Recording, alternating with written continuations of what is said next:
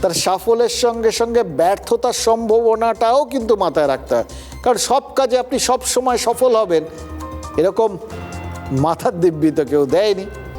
যে দলটা এতদিন ধরে শাসন করেছে সে দলটা তো যদি ঘটনাচক্রে বিজেপির দাবি মতো যদি তারা ক্ষমতায় চলে আসে, সবাই তো নিজের নিজের দিকে দাবি করেছে, বিজেপিও করেছে, তো আমরা ধরে নিচ্ছি যে বিজেপির দাবিটা যদি সত্যি হয়, এই যে বাম 34 বছর শাসন করলো, তারপর আজকের দিনে দাঁড়িয়ে গত নির্বাচনের পর্যন্ত তারা শূন্য, পার্টিটা কি উঠে গেছে? না, লড়াই করছে এখনো। অর্থাৎ দলটা তার মানে থাকে, লড়াইয়ের জায়গাটা, ভবিষ্যৎ লড়াইটা তার মানে তার একটা প্রয়োজন আছে, বা এই দলের কর্মীদের ভবিষ্যতের জন্য তাহলে পরের 5 বছর ধরে টেনে দেওয়ার জন্য, মানে আরেকটা ভোট পর্যন্ত লড়াইয়ে রাখার জন্য একটা কিছু ব্যবস্থা তো করতে হবে।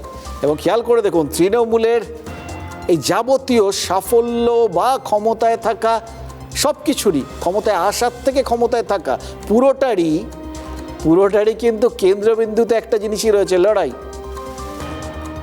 মমতা বন্দ্যোপাধ্যায় কিন্তু ওই জন্য ওই যে বিরোধী নেত্রীর যে তকমাটা, যে ভূমিকাটা, সেটা ভীষণ এনজয় করেন, এবং তার দলের লোকেরাও মনে করে যে মমতা বন্দ্যোপাধ্যায় যে মুহূর্তে বিরোধী নেত্রীর অবতারে অবতীর্ণ হবেন তাকে হারানো খুব মুশকিল। এটা মমতা বন্দ্যোপাধ্যায়ও জানেন। তাই জন্যই তার মনে হচ্ছে যে সাফল্য আসবে না ব্যর্থতা সে তো পরের কথা, কিন্তু ভালোটা আশা করছেন, সেটা প্রকাশ্যে বলছেন। খারাপটার জন্য তো একটা প্ল্যান বি, একটা প্রস্তুতি রাখতে হবে।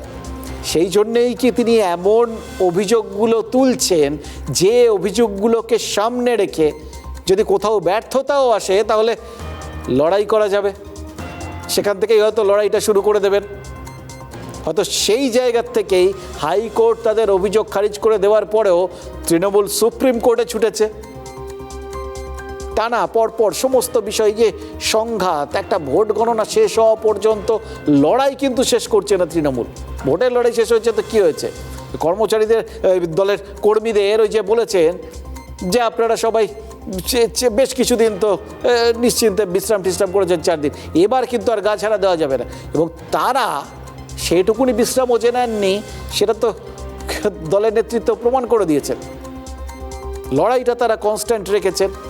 সেটা কি ওই দিকে তাকিয়েই প্ল্যান বি